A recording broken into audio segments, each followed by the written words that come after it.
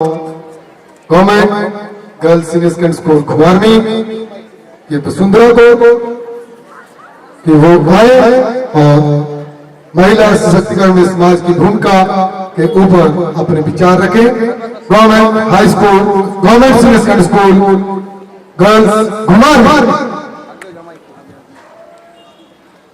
क्या हूँ मैं, कौन हूँ मैं, बस यही सवाल करती हूँ मैं। तुम नारी हो, लाचार हो, बेचारी हो, बस यही जवाब सुनती हूँ मैं। जब बड़ी हुई समाज की रस्मों को जाना पहचाना, अपने सवालों का जवाब मैंने खुद में ही पाया। लाचार नहीं, बेचारी नहीं, मैं धड़कती चिंगारी हूँ, छेड़ा मत जल जाओगे। मैं दुर्गा और काली हूँ, माता पिता का अभिमान हूँ, इस देश की शान हूँ। मैं नारी हूँ, इस देश का आधार हूँ। आदरणीय अतिथिगण महोदय, न्यायिक मंडल अध्यापकगण तथा यहाँ पर उपस्थित मेरे प्रिय भाइयों और बहनों, मैं Vasundhara senior secondary government girls school की छात्रा आज आप सभी के सामने महिला सशक्तिकरण में समाज की भूमिका पर कुछ शब्द कहना चाहूंगी।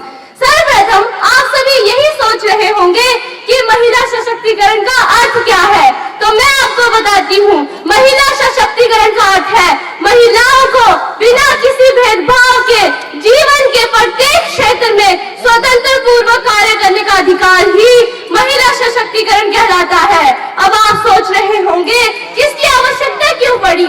मित्रों, अभी भी हमारे समाज में कुछ ऐसे तत्व शामिल है जो ये सोचते हैं कि एक बेटी बेटे के समान नहीं होती।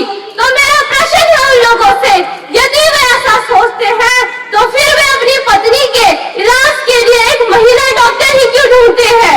क्या है उनके पास इस बात का कोई जवाब? कहने को तो इस नारी शक्ति की लंबी जुबान की तो हर कोई शिकायत करता है, फिर कोई क्यों नहीं एक गूंगी लड़की से शादी करने को तैयार होता है? फेसबुक के बारे में तो आप सभी जानते होंगे। जी हाँ, फेसबुक, उसी फेसबुक के सीईओ मार्क जुकरबर्ग ने अपनी बेटी पैदा होने की खुशी में अपनी जायदाद का 99%, जी हाँ 99% दान कर दिया। और दूसरी तरफ हमारे देश में एक पिता अपनी बेटी के लिए दहेज इकट्ठा करने की चिंता में घड़ी तक पहनना छोड़ देता है और हम कहते हैं हमारा देश बहुत तरक्की कर रहा है। वाह रे वाह, अरे अजीब रिवाज है हमारे देश का। नियत आदमियों की खराब होती है और घूंघट इस नारी शक्ति से निकलवाया जाता है, परंतु आज की नारी प्रत्येक क्षेत्र में पुरुषों के साथ कंधे से कंधा मिलाकर बढ़ रही है। और यही नहीं, समाज और सरकार भी इसमें महत्वपूर्ण योगदान दे रही है।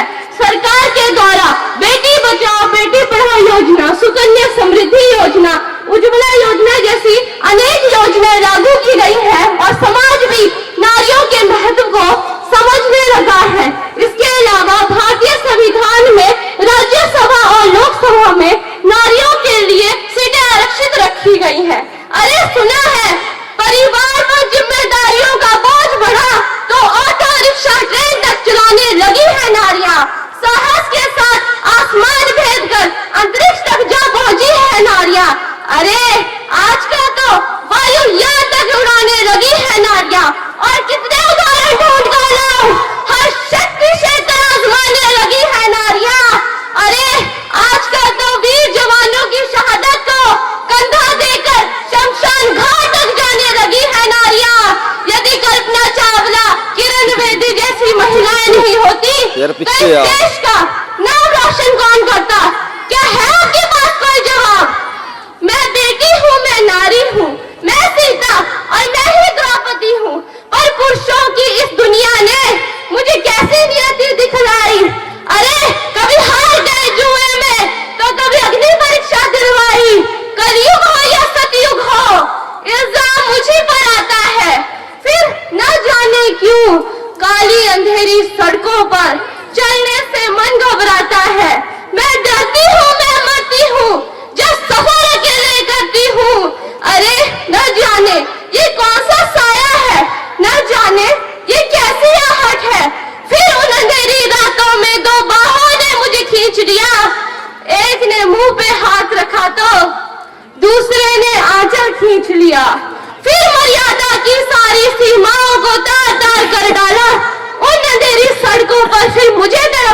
दिया।